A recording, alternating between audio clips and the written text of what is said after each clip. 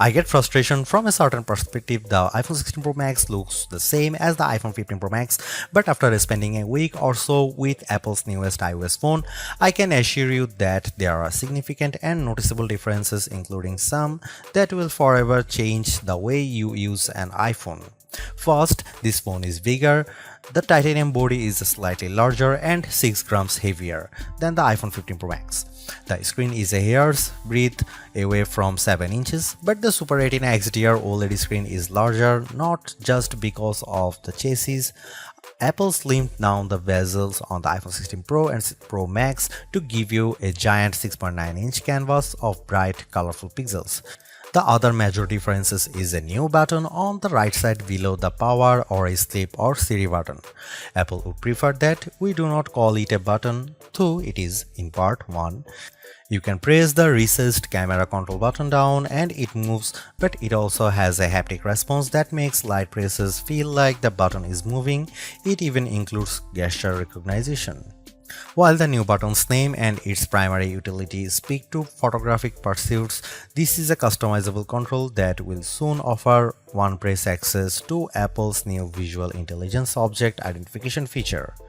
On the inside of the iPhone 16 Pro Max is a faster and more efficient A18 Pro. It's not hugely different from the A17 Pro that came before it, and most customers will never tap into its true power, but it's clear to me that Apple's Pro line of smartphones are more than ready to live up to their names. If there was ever a pocket supercomputer, the iPhone 16 Pro Max might just be it. All this hardware is in some ways no more than a vessel for Apple's next big thing, Apple Intelligence. However, Apple's own take on AI is also the greatest source of frustration, as it's far from complete. In fact, early iPhone 16 customers won't see much of it at all unless they install an iOS beta. Features like writing tools, a prettier and somewhat smarter Siri, summaries of long emails, and Photos updates, such as creating your own memories based on a prompt, should show up soon after the iPhone 16 Pro Max starts shipping, but other features are essentially to come. There is no image generation, Genemojis, ChatGPT integration, or support for languages other than English, and Siri has yet to display any of its existing personal context capabilities, which might be Apple's secret weapon when it comes to winning the AI battle.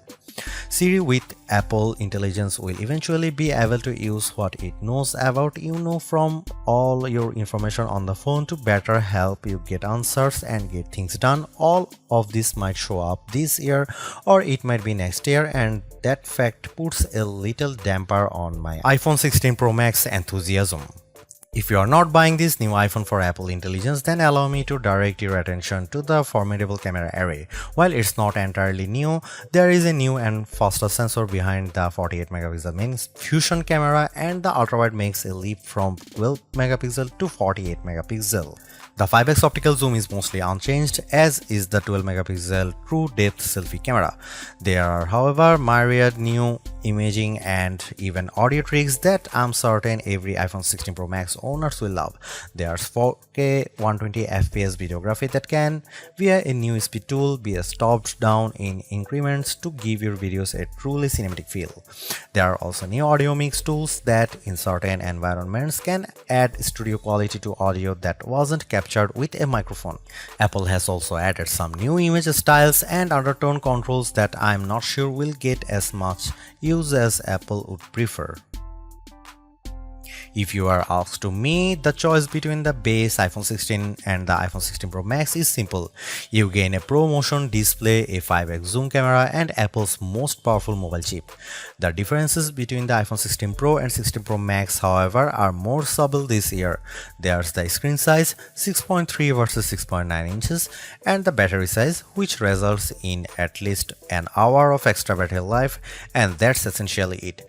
The 5x Tetra Prism lens is now on both phones. Perhaps the only other notable difference is that iPhone 16 Pro starts with only 128GB of storage. In short, I love the iPhone 16 Pro Max. It's big, powerful, and for everything. Yes, I was playing a console level game on it using an Xbox controller because I can. It takes lovely photos that, even if you choose not to try out, the new styles and undertones are clear and color accurate. Apple Intelligence, which I accessed by installing iOS 18.1 developer beta, is a nice start with some cool features, but it's not yet a compelling reason to upgrade. I feel similarly about the camera control button.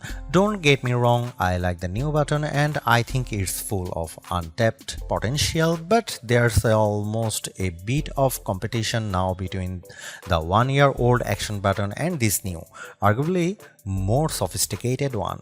Those who buy any of the new iPhone 16 models will probably get a lot of use out of the camera control button and wonder how they used their iPhone without it. In the meantime, the action button might sit unused until Apple eventually shows it the door. It might seem like Apple's phone design strategy is now why mess with a good thing. In some ways, that's true. The iPhone 16 Pro Max doesn't stray far from the aesthetic first established with the iPhone 12, but also carries forward the myriad challenge made over the last few generations, like the smoothed out edges and new action button which replaced the silent switch on the Pro models last year. Its dimensions are close to those to the iPhone 15 Pro Max but enlarged by a few millimeters here and there. The 16 Pro Max is 163mm by 77.6mm by 8.25mm and weighs 227 grams. That's 6 grams heavier, 3.1mm taller, and 0.9mm wider than the iPhone 15 Pro Max. If you are comfortable holding and using the iPhone 15 Pro Max, I suspect you will have no trouble with the iPhone 16 Pro Max. I can't say the new phone felt substantially larger in my hand, but I do notice the difference in screen size.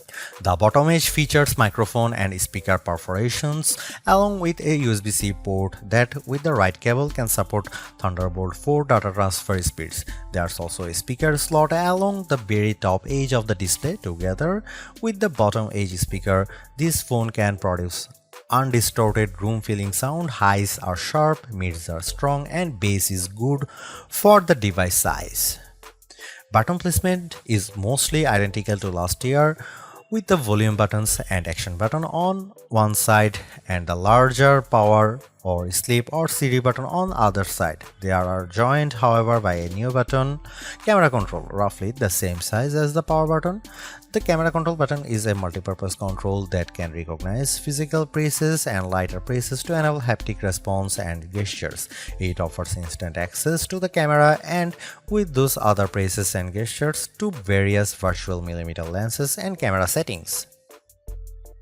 The materials and build quality are once again excellent. Apple used grade 5 titanium on the body over a graphite-clad aluminum substructure. Apple has also upgraded its ceramic shield, which may make it less susceptible to cracks and scratches, although I was quite careful with my 1TB desert titanium test unit, so I can't say for certain if this is the case.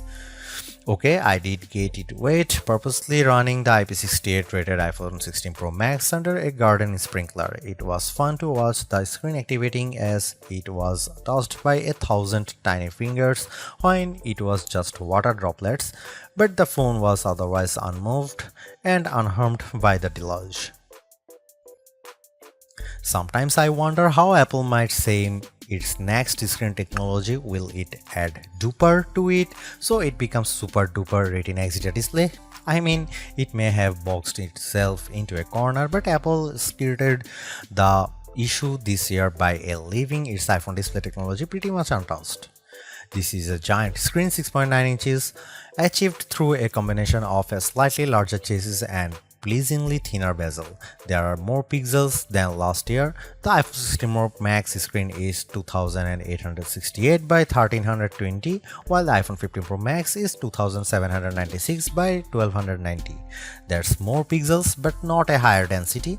This is still 460 ppi and so falls behind the Samsung Galaxy S24 Ultra's QHD Plus display, at least on the ppi front.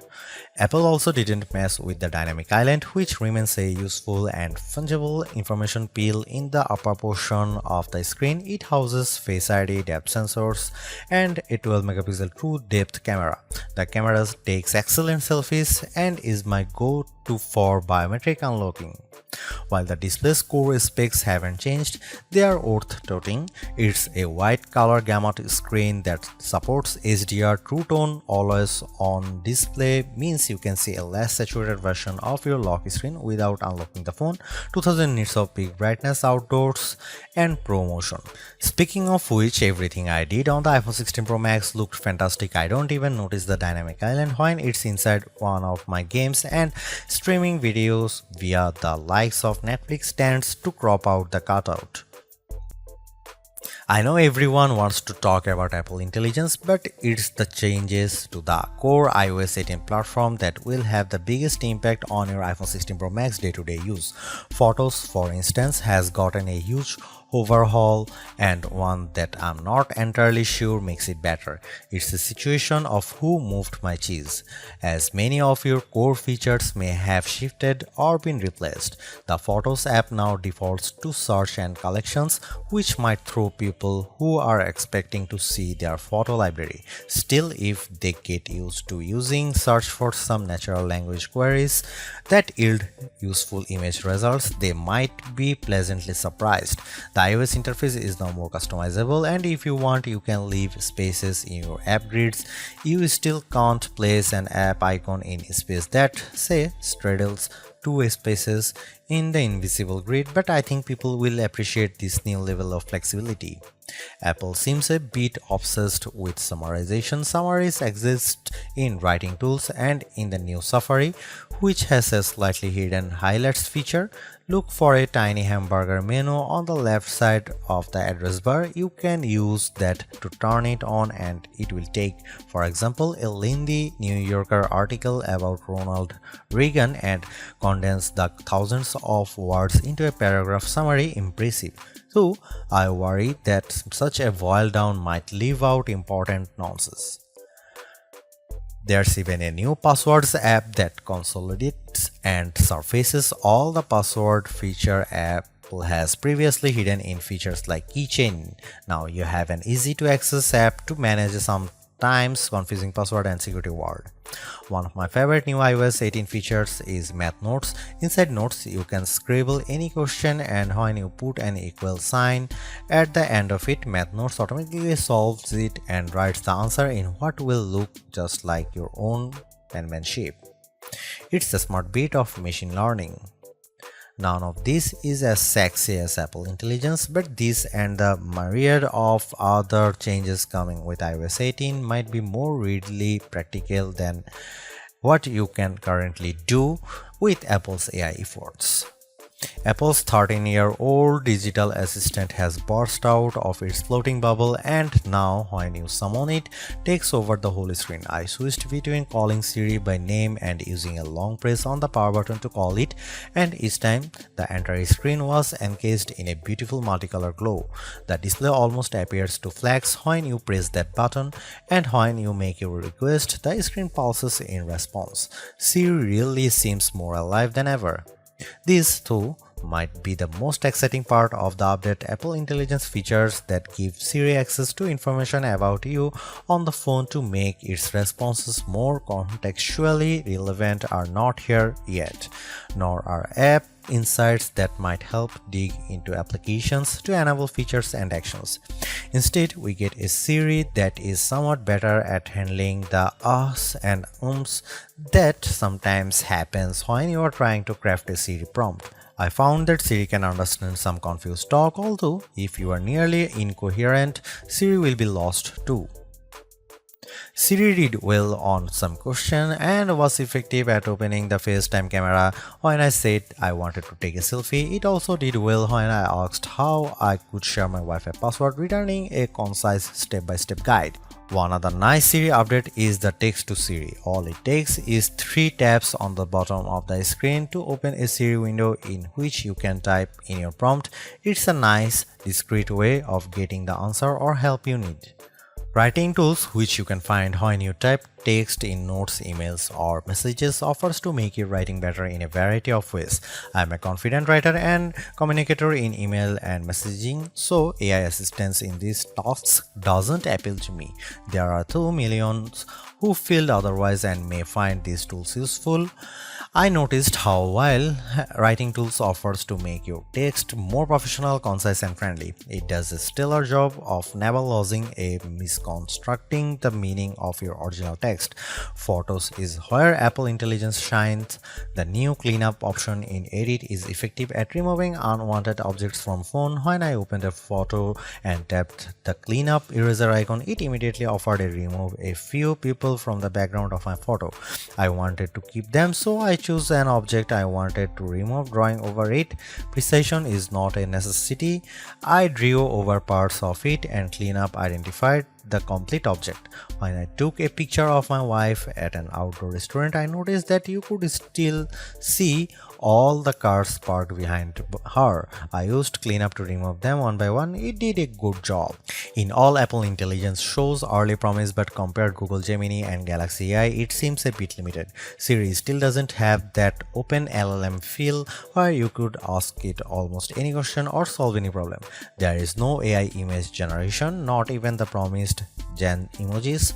It's still an English-only tool, and the promised third-party integration with ChatGPT and potentially Gemini have yet to materialize.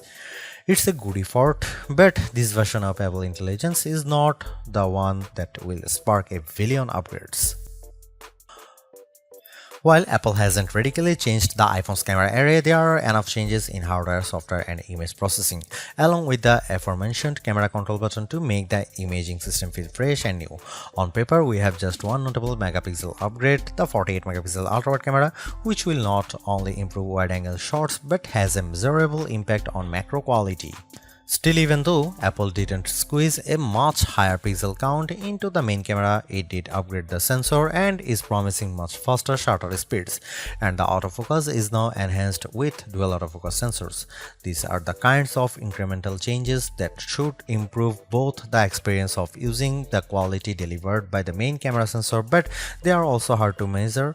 More on that in a bit. The 12 megapixel 5x optical zoom is essentially unchanged from last year's iPhone 15 Pro Max. The biggest news here is found not on this phone but on its little brother, the iPhone 16 Pro, which also gets the tetra prism lens. Last year's Pro model was stuck with a just 3x optical zoom camera.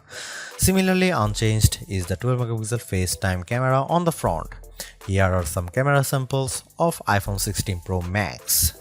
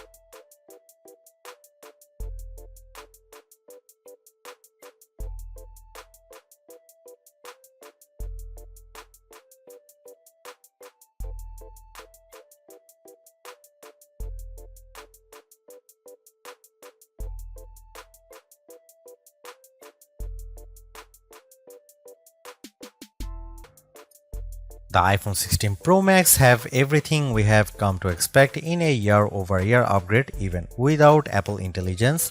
The 6.9-inch iPhone 16 Pro Max have a slew of upgrades including a good battery life, outstanding photo and video chops and iOS 18. The iPhone 16 Pro Max are excellent phones worthy of a spot in your pocket if you can afford them.